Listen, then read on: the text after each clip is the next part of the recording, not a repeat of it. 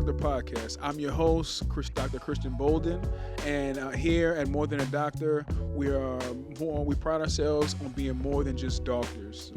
As veterinarians, we wear a bunch of different hats, whether that be clinicians, spouses, parents, creatives, entrepreneurs, mentors. But we're not limited to these boxes that sometimes society tries to place us in. And here, we pride ourselves in having conversations, and in those conversations, we share our experiences. And by sharing those experiences, we hope to make the world and the community a better place. On today, which is very special for me, because this is actually our first episode, and we also have one of my first mentees, Miss Adaje Williams here. So I'm very excited and very happy to share some of her story and even maybe some of my story as well. And let's go ahead and get started.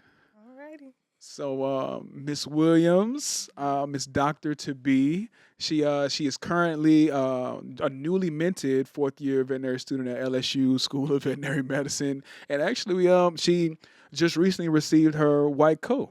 Mm-hmm. So Adaje, tell me. How did you feel that moment putting on that white coat, achieving, this goal that you've been going for so long? How did that feel for you? Honestly, the first feeling I had was like relief because I didn't have to do any more classes. Sure. So for sure. That was my biggest thing, was not having to stress about studying as much. I mean, of course, you got to study for the boards and stuff, but right.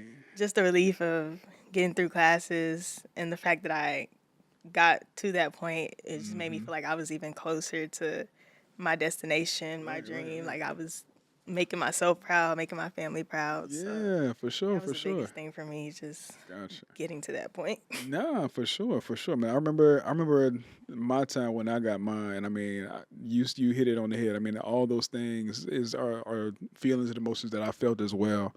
And me seeing you walk across that stage and remembering me being in that same position and now seeing you in a position, man, it just like it made me happy. It made me excited, and very proud. Like I said, I've told you plenty of times before, like I'm proud of all the work that you've been doing. I'm proud to where you are, where you've gotten to now, and I'm excited about the future and what everything is going to look like for you.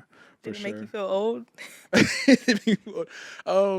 It does, low key, bro. Like I'm not even gonna lie. Like it does kind of make me feel old, like for real. Because like I think back, like this makes me think of like one of my mentors, Dr. Trayton Diggs. When I got out of school, he was instrumental for me because I was doing my preceptorship in New Orleans with him, and he was about the same age that I am now.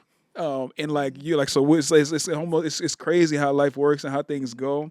And he found his lane through, and I think now that I'm finding my lane through within the field and just in life in general, man, it's I feel very blessed. And I feel very I'm becoming more and more fulfilled than I thought. Not even more. I was already fulfilled, but I think even it's been leaps and bounds of more than what I could have ever expected, because I didn't necessarily imagine this at all. But here we are.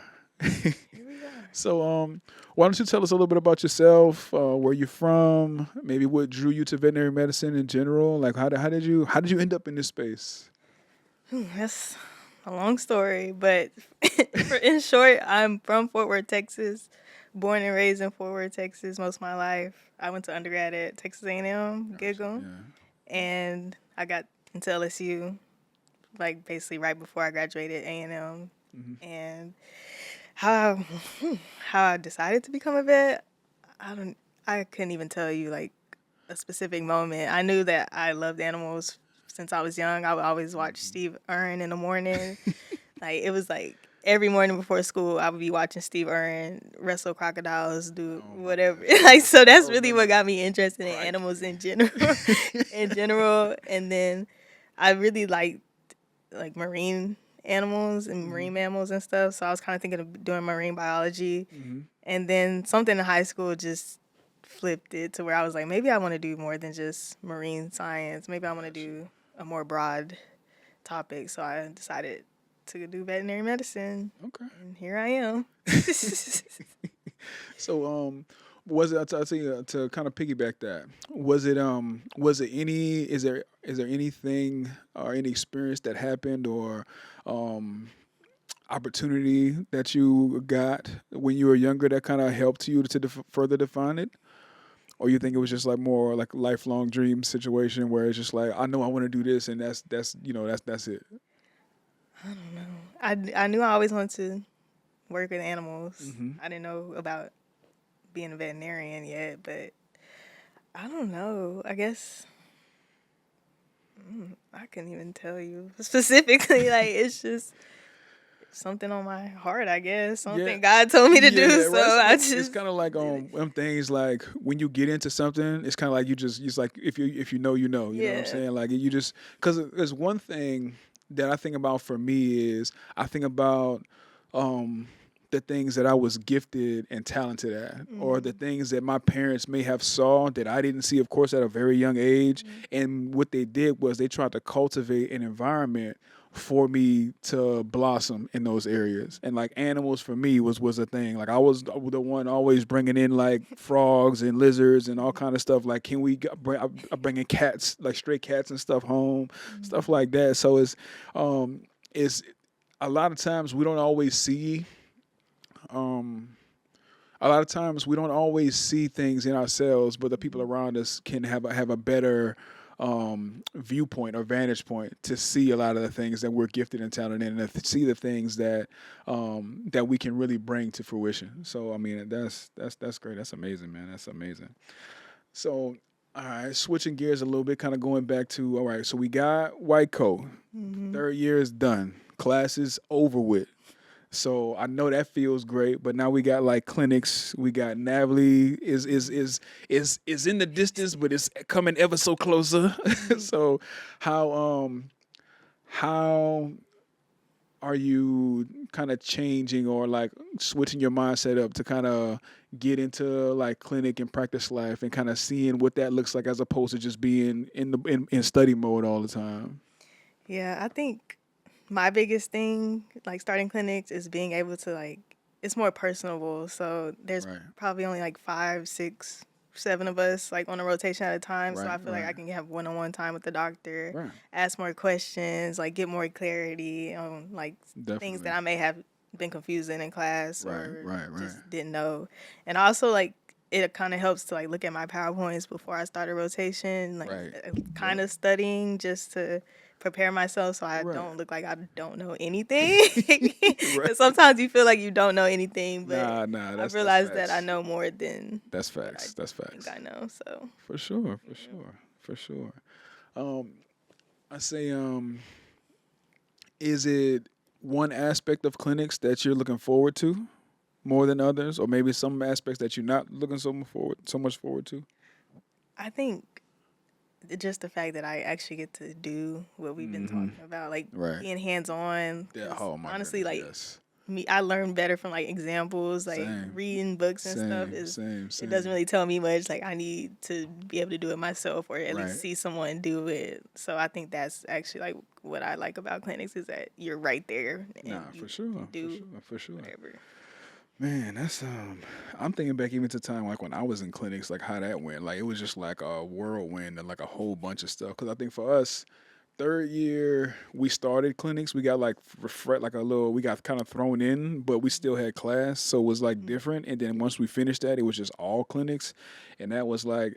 It definitely did take a load off, but then it was like more pressure because we were like the primary students on all the cases, so that was like a little nerve wracking, but I mean, it worked itself out. Yeah. It worked itself out.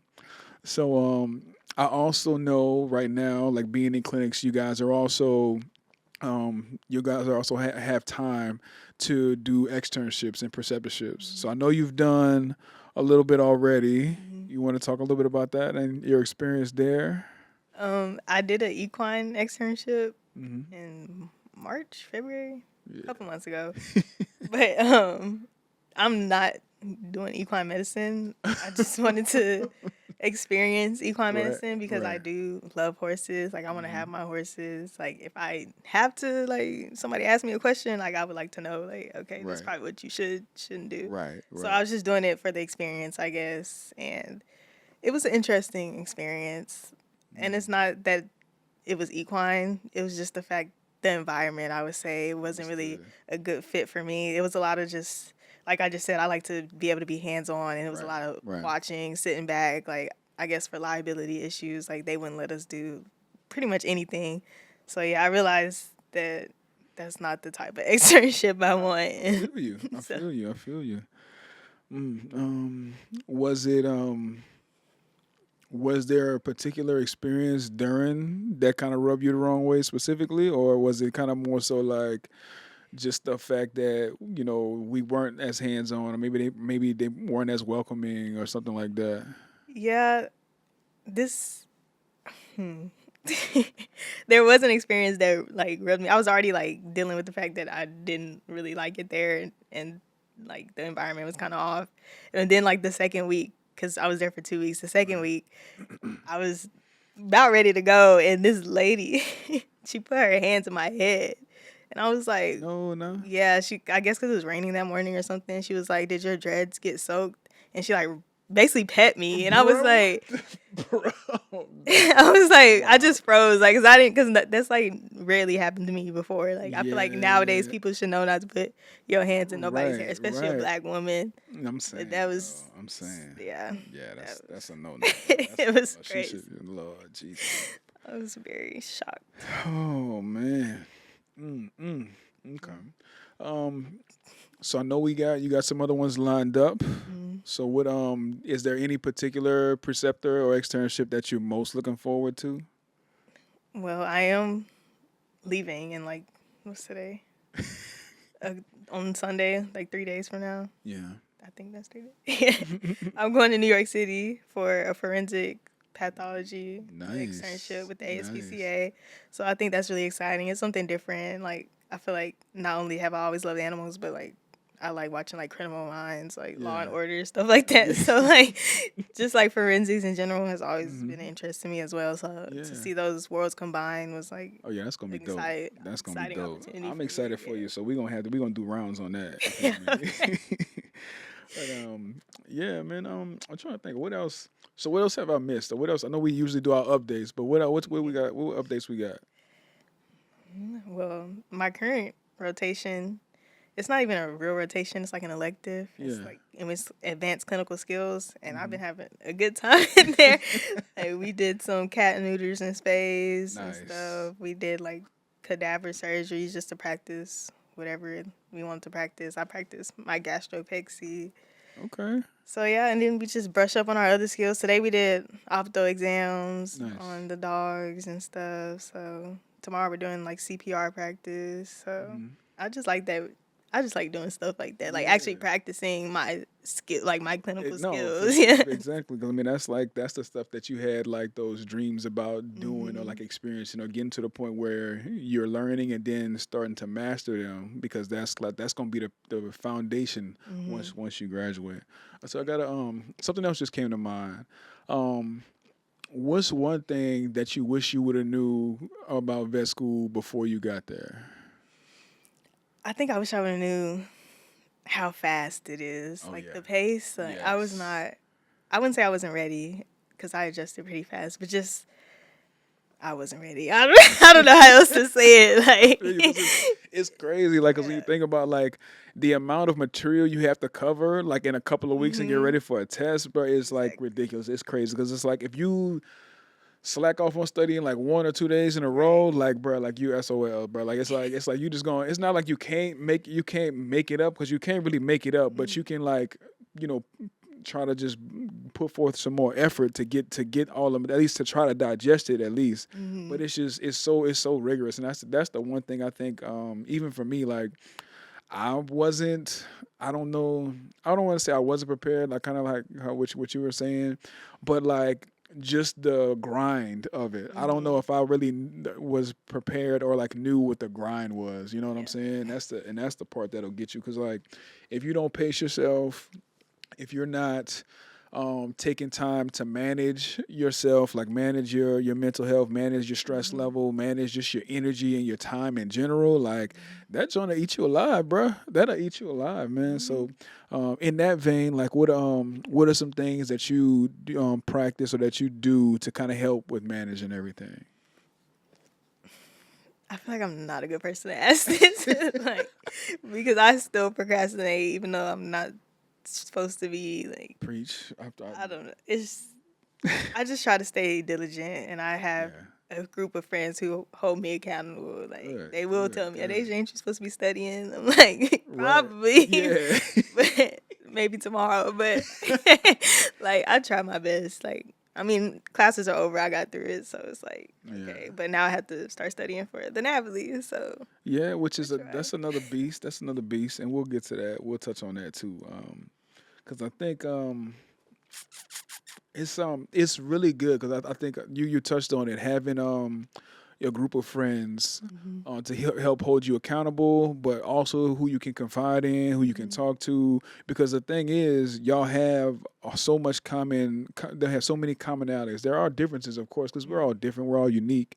But the commonality of going through vet school together, like you will have a lifelong bond with them, like from here till forever. You know what I mean? Because y'all will all have that shared experience, and y'all know what it was to like be in those like the throes, being in the pit, being in on clinics, having to wake up for that emergency call, having to wake up for that colic watch, or like something crazy, or having to come in on like a Saturday when it's nice outside, everybody going to a festival, because down here it's festival season now, but you got to go do knee crops on like 5 horses that just pulled up. You know what I'm saying? So it's like, but having that, because even my close friends that I went through vet school with, I talk to them every day. I talk to them every day. Like those are my brothers, and like I don't know how I would have done it if I did not have them with me when I went. And all three of them will all say the same thing. Same. So that is so important, and that's one thing that I preach. It's like you got to find your tribe. No matter what it is, like no matter what's going on, because you can always have drama. It's gonna always be beef. It's gonna always be professors talking crazy. It's gonna be clients talking crazy. Like the sometimes the animal's gonna be acting crazy. You know what I'm saying? So it's like, but you need to have that tribe or that comfort zone or safe space where you can decompress, relax, and you do your thing to do all you get all that stuff done, and then once you do that, you in a better frame of mind and reference to get the work done that you need to get done. Because at the end of the day, we are here for a reason. Exactly. You know what I mean? And we don't want to waste the time. We don't want to not be good stewards of the time and the opportunities that we have. So I mean that's super duper important. I say what's been the biggest surprise with clinics so far, or have there been any surprises? Biggest surprise. As far as like cases or just in Yeah, general? like we'll say cases. There was, when I was on oncology, there was a dog. I'm pretty sure it had lymphoma, but it was like 1 year old. And, cancer is usually in older dogs. And if they are younger, it's probably like 6, 5. But it had it like when it was a puppy, basically. And it was really sad. Like, yeah, that's tough, man. That's tough. Yeah. I know you mentioned being on the oncology rotation, and I know that's you got like I know you have a soft spot there. I do. So you want to share a little bit about it, or? So basically, I am thinking about specializing in oncology, and the reason for this is not only did I like my rotations and stuff, but I have like personal experience with cancer, I guess, because my dog, I had an English bulldog. She had memory carcinoma, and basically I think she was spayed too late. I had adopted hers, but she looked like she had a litter or two before. So, and she was 6, so she was pretty young, and she ended up dying from that. And then before I even started vet school, like my senior year in undergrad, I had a Rottweiler, and we were moving into my apartment. We drove all the way from Fort Worth to College Station. It's like 2.5 hour drive. Wow. We getting out the car, he collapsed, and I'm like, what is going on? Oh I just my started crying because gosh. I'm like, I Right. feel like this is it. Like something told me like this is it. My mom was like, stop crying, like it'll be okay. I'm like, I think this is like not a good sign. So we had to lift him up in the car. He was like 120 pounds. He was Oh my big. God. Yeah. We had to lift him up in the car. We drove. We was already at A&M, so we just drove to their vet hospital, and they were saying like his gums were pale, like all this stuff. And at the time, I didn't know what that means. Right. They were like, he probably has like fluid in his abdomen, all this stuff. And like, of course, we couldn't afford the surgery back then, so we euthanized him. And I didn't want to do a necropsy because because I kind of knew like what they do, like chopping. Well, I don't know if I should say that on here, but It's a free safe space. It's like, safe I know space. like chop the dogs up just to like find answers, and I was like, I just want my dog back, like his Right. ashes back. So Right. I elected not to do that. But now that I've learned, I'm pretty sure he had like a splenic tumor tumor, or yeah. something. Yeah, like Yeah. hemangiosarcoma. So that's another reason. Like looking back, I'm like, dang, like that's probably what he had too. So that's like two of my dogs Right. Yeah, and that I done grew up with. Yeah.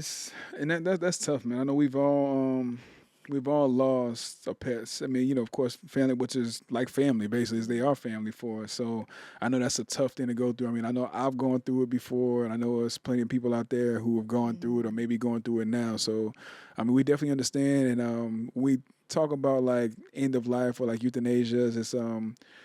It's always touchy and tough, and I mean, especially for us being in the position that we're in, is how do we talk about that? Right. You know what I mean? Like, it's because it's not necessarily an easy way to talk about it, and I always try to be as transparent as I can, and like if I see a pet that comes in and it doesn't look good, like outlook doesn't look good, I never want to try to paint the clients pictures of like butterflies and Yeah. rainbows if I know that's not what we got going on.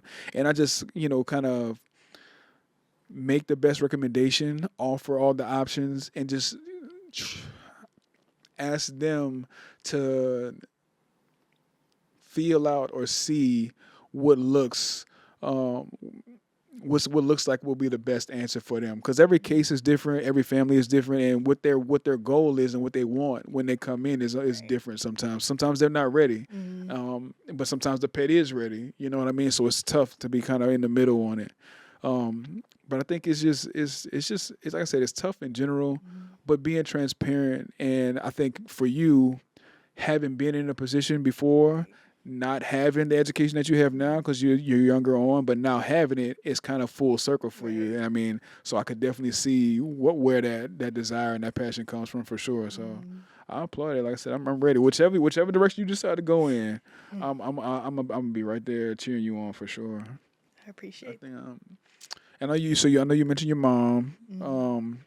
What role has your mom played in how she's in your success and you getting to this point, and how has she been a help and a support system for you? Yeah, my mom is basically my rock. She had me when she was a teenager, so we kind of had that close in age relationship, I guess you should say. Especially now that I'm older, like that's basically my best friend. Like we talk every day. Even if I don't respond to her text right away, she's still blowing my phone up. It's like random stuff, like Instagram videos. Or the other day she sent me a picture. Somebody's dog had a pyometra. She was like, "What is this?" I'm like, and I told her, and she was like, "Did you look it up?" I'm like, "No." Like we talk about that all the time. Like I think I know what a pyometra looks like. Right. She just, and then just growing up, like as being with a single mother, like she's done everything for me. And yes, I have other family too, like my grandparents, my aunts and uncles, who are very helpful, very supportive of my dreams. But my mom is just, I feel like she's done everything to get me to this point, everything she could. Especially like, I don't know if you knew this, but my dad has been in and out of prison for like half my life, if not more. So Wow. Yeah. she's my ride. Like that's all I can, how I can describe it. Like she's everything to me. Like No, that's my mom for real. Yeah, bro. We said shout out to the mothers, and as we tape this a few days before Mother's Day, happy Mother's Day to all the mothers happy out there Mother's Day. for sure. Because the instrumental role that mothers play in their children's lives, but not just their children, but just everybody's life who they end up coming into contact and have interaction with. So we appreciate you guys. We love y'all. We thank y'all for being who y'all are. And thank y'all for the strength that y'all possess. Because without a mother's strength, that's a lot of things that wouldn't happen and a lot of things that wouldn't get done out here. Correct. So we love and appreciate you guys for sure. I think that makes me think even about my mom, because I feel like with my mom, she's super encouraging. She's always like been one of like my biggest cheerleaders. Like even now, like she still send me like the encouraging text messages. She send me the little prayers like, son, I was just thinking about you. I haven't heard from you in a while. Like if I didn't make a call to check on her, so I got to do a better job about that. But I really appreciate her because they saw, like I was like we touched on earlier. They really saw that. That light in my eye when it came to vet med, and they just really pushed me to like try different things, see different things, and experience things. And then as I did that, it all blossomed, came full circle, and everything else, man. Especially coming from Black parents, like Nah, for sure. a lot of you bring an animal in the house, they be like screaming, like, Right. get that out of my house, Like, like yeah. So that's good, especially hearing. Yeah, no, for sure. Trying to think. What you got for me? You have questions for me about anything? Things that you rolling Talking through? about mothers, what about your wives? So. This is true. You're right. You're right. So,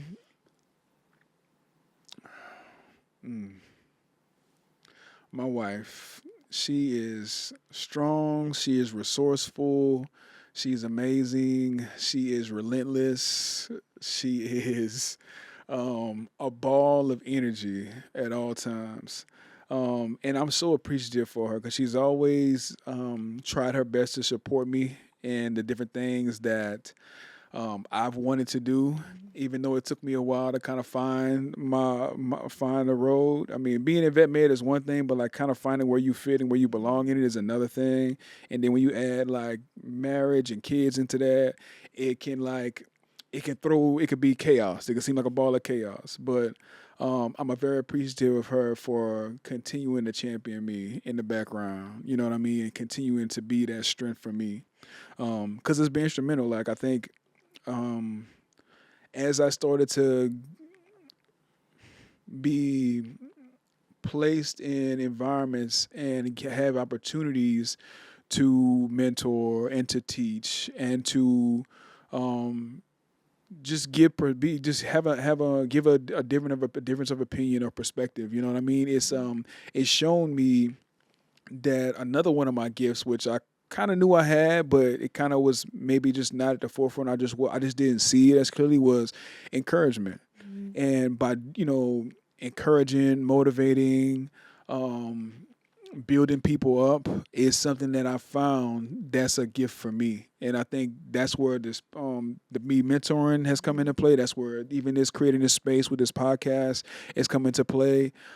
Just being a voice for the students, a voice for the doctors and clinicians. We didn't really, because at times it doesn't seem like we have a voice. Everybody just thinks we're just here to take care of their pets, and then we go home. You know what I mean? Which is a part of it, but it's not the whole story. And I think being an advocate for veterinary professionals, being an advocate for vet students, for new grads, for seasoned clinicians, it has been very enlightening.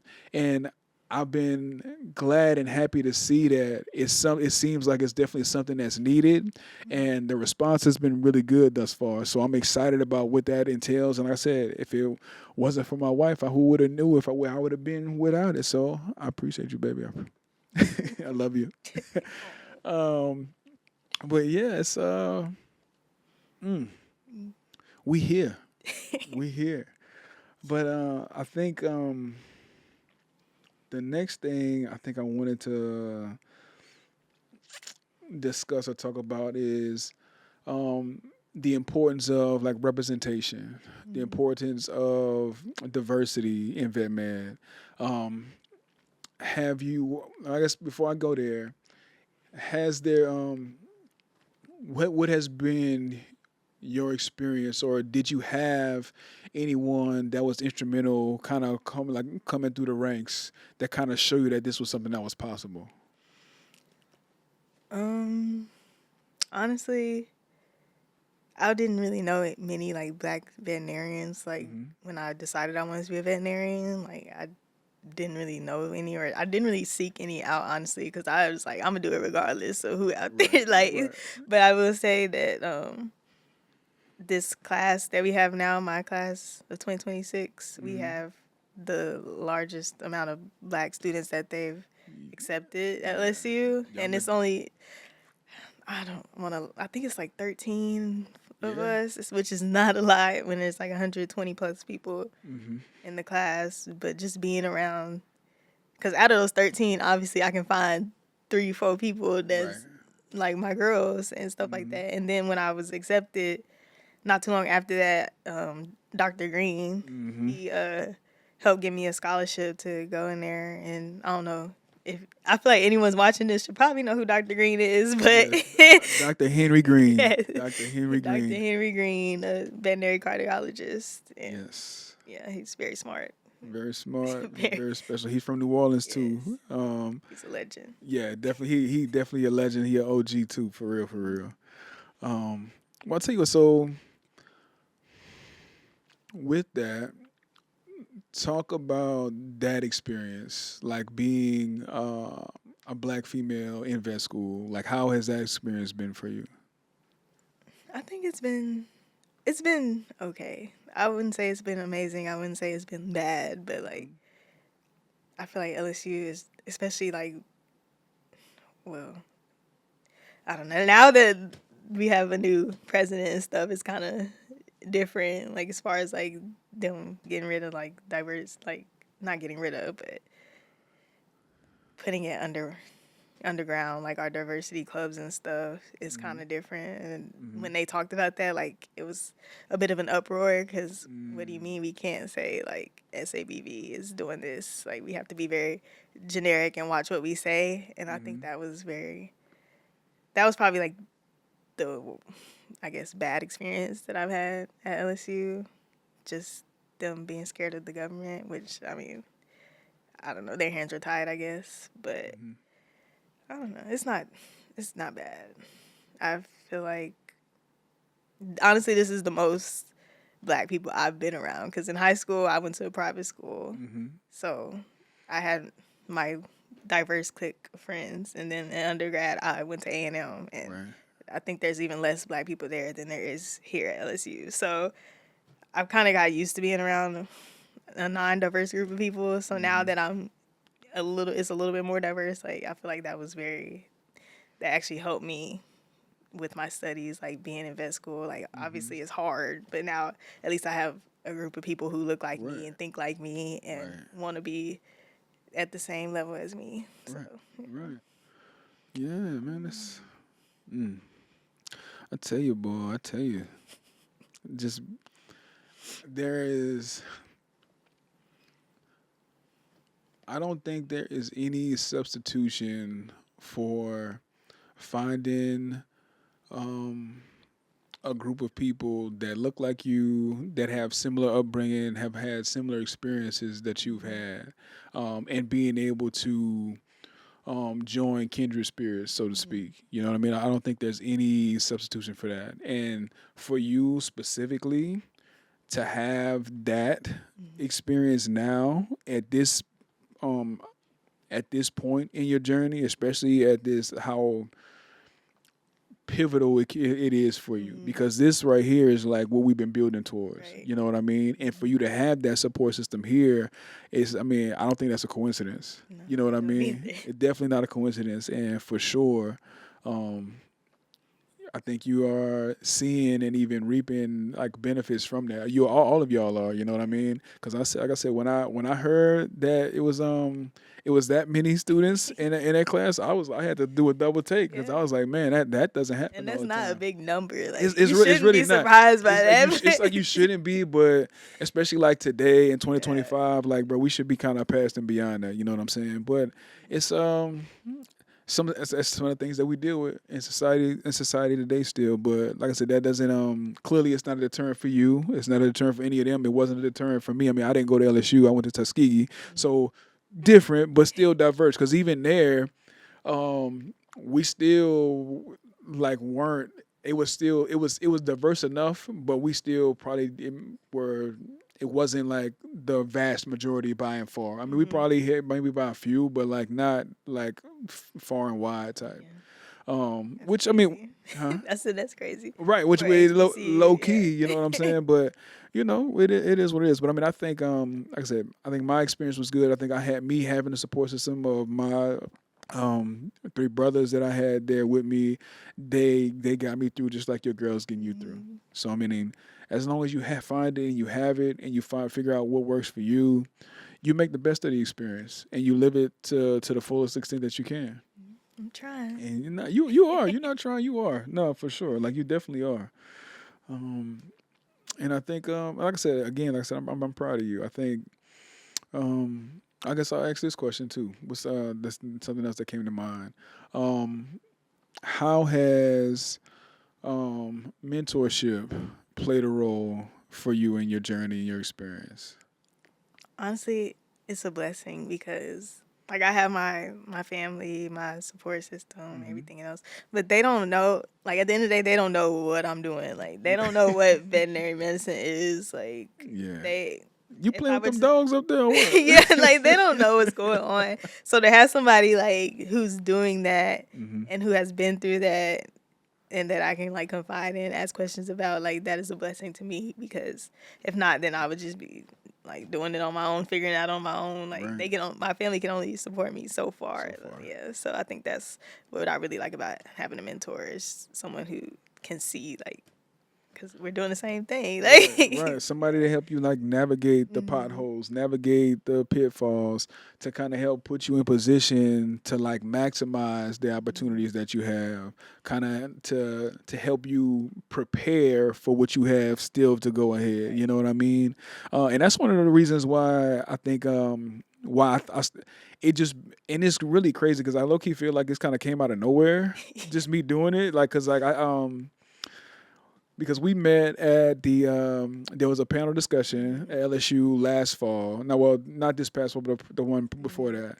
And I was just, my biggest thing with going, because I was definitely nervous, and I ended up being late because it was bad traffic and all kind of stuff. And I was just like, bro, I said, let me just go in here, relax, chill, say something like speak some life into the students, and we just let God do the rest of it. You know what I mean? And then just the response that came just from that, I thought was like I wasn't expecting it, but it resonated within me because I'm like, man, like I remember when I was in that position. I remember when I was sitting in seats like that, and I was like, I didn't have anybody to like guide me through the process. Like when I was in vet school, like there wasn't really anybody that I could call, at least not that I knew of or that I had met already, other than like professors that I could call or talk to.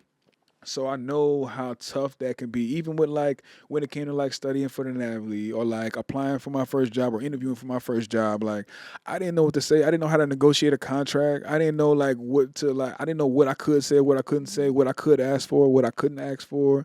So it made me think like, man, like they need that support. Like because I know I needed it, and it's like clearly I can see today like they still need it. You know what I mean? And so just trying to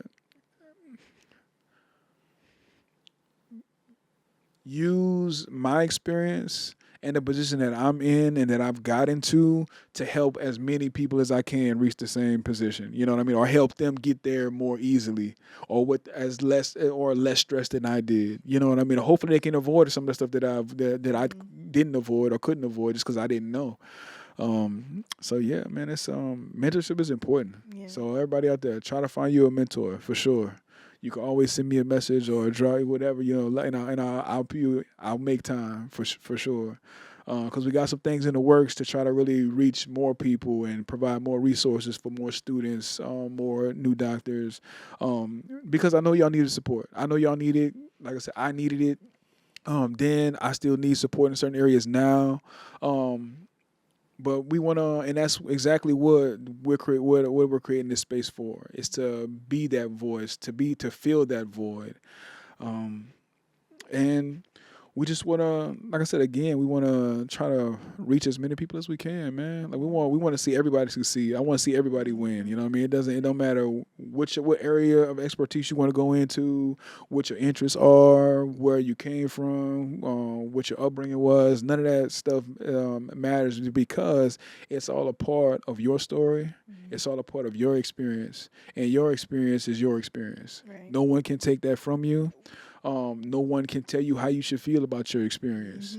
You know what I mean? So, man, I said I'm proud of you, bro. Thank you. I'm super proud of you, man.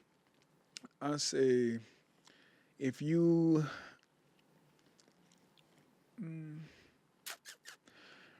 if there was something that you could tell your younger self about your journey and to try to prepare them for where you are and where you're about to go, what would you say? Get some study habits. Nah, for sure. I don't know. Because growing up, I didn't really study that much. And then I had to jump in. And then we start with anatomy. And I'm like, Bro, most it's people like will tell you heavy. anatomy is like their hardest class. Nah, for sure. So just being diligent in my studying, not procrastinating as much, even though I still do that. But honestly, I think I've learned more about myself, like, as I started vet school. Like, I got diagnosed with ADHD, like, right before I started vet school. So I feel like that's also been a part of my problem as far as, like, procrastinating, putting things off, like, all this stuff. So I think it's just, I don't know, just being more diligent. I would just say be more diligent. Yeah, diligent, and I said to go along with that, and being intentional about the decisions and the choices that you're making, for sure. What would you say to students that just finished their first year, or students that are like, to help prepare them for second year? Second year it's not easy. It's hard, but I feel like anybody can do anything that you put your mind to, as long as like that's something you want to do it. Like, don't I don't know. Don't be scared. I'm gonna say don't be scared. Like, at the end of the day, like, you're gonna study, you're gonna take the exams, the class gonna be over in like a few weeks. You'll move on to the next one. Just do it. Like, I don't like, you have to do it at the end of the day. So just do it. Don't be scared. Try not to stress yourself out too much. Like, I mean, I know that's kind of hard. It's kind of impossible, but but I mean, you'll be okay. Like, everyone will be okay. Like, I was struggling, but I'm smiling right now. Like, you'll get. She's still here. She's still here. You'll be okay. I promise. Like, don't. If you go into it scared, you're gonna be scared the whole time. Like, don't go into it scared. Go into it with an open mind. There you go. I like that. Ooh, I like that. All right. So fast forward. What's next? Then, like, where do you see yourself further on down the line? That's a loaded question. There's so much I want to do. I want to specialize. I already mentioned oncology. I'm still on the fence about surgery. I don't know when I want to specialize. I don't know if I want to start right after I graduate, do a couple years of like small animal clinic, and then start specializing. I got business plans.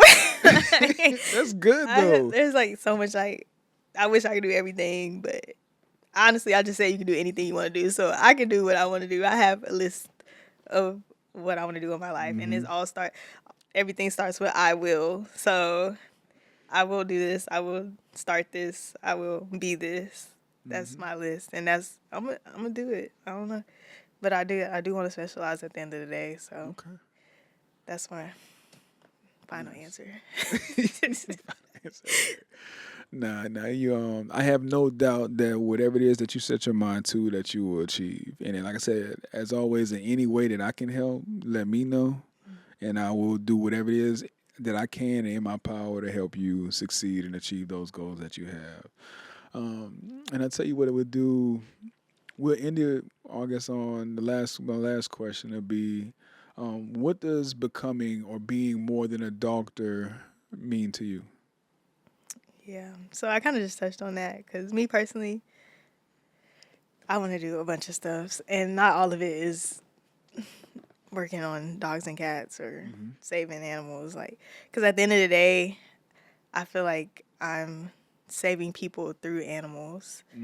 Like, I don't know where the world would be without their pets, but I think it'll be a little crazy. Yeah. Which is also why I think we should get paid more. But that's besides the point. Amen. Like, Amen. I told you, like, I have business plans, and not all of them. They're basically intertwined with animal care. Like, I know my partner, she's doing psychology, so I'm thinking, like, what if we combine, like, your patients or whatever she has, they may have, like, PTSD or something, and then I have, like, a way to get, like, ESAs, like, emotional support animals, like, during her sessions or something, just, like, a dog that can be there. Like, I want to do, like, equine therapy for, like, disabled kids and stuff. I know recently, well, not recently, but when I was with SABV, the club at my school, like, we would go to, like, the communities, give out free vaccines, like, to the dogs and cats, free dog food and stuff, like, and that's not only helping the animal, but that's helping their owner, like, because at the end of the day, like, the owner may need their animal for whatever reason, whether it be emotional or, like, physical, or just, like, to have a companion, like, we've all, well, most of us have lost a pet before, and it was, like, really hard, so that's my motto, is just to save the world or save people through animals, and that's what being more than a doctor means to me. Oh, I love that. I couldn't have said it better myself. That's that actually embodies, like, the exact same thing that my parents instilled in me when I was very young. My mom, you know, of course, championing it. Because they always told me to do something that doesn't feel like work. And me working with animals was my way of doing that. And that turned into, I help people by helping their pets. You know what I mean? So my sentiment exactly, man. That wasn't that bad. Well, I mean, I want to, as we wrap things up, I want to thank Miss Williams for coming and no, for sure. We're gonna have to come make you. We're gonna have to get you back after Natalie season goes over. Yeah, for sure. But we're gonna get you right on Natalie. I promise you, we're gonna get you right on Natalie. But I want to thank Miss Williams for coming in and being our first guest on the More Than a Doctor podcast. Like I said again, it's been amazing watching you grow in the time that I've known you. Again, I'm proud of you for all that you're achieving, for all that you are, that you put on your plate, for all that you cleaning off your plate. You know what I'm saying? And I just want you to know that I appreciate you. I appreciate you for entrusting me with being a mentor to you, for trusting me with the advice and the perspective that I have and that I've given, and all the insight that I have provided and will continue to provide. So thank you. Yeah, thank you. Appreciate you. Being a good mentor. I feel like I can come to you about anything at this point. We done went to Mardi Gras together. Yeah. Like, at this point, like you said, that they were family. You met my family. Sure. I met your family. Right, but I had the pleasure. I had the pleasure of meeting your mom, your cousins. Oh man, it's. Life is more than vet med, so don't be afraid to venture outside of it. Don't be afraid to bring your life outside of vet med into vet med. And with that, we're gonna catch y'all in the next one.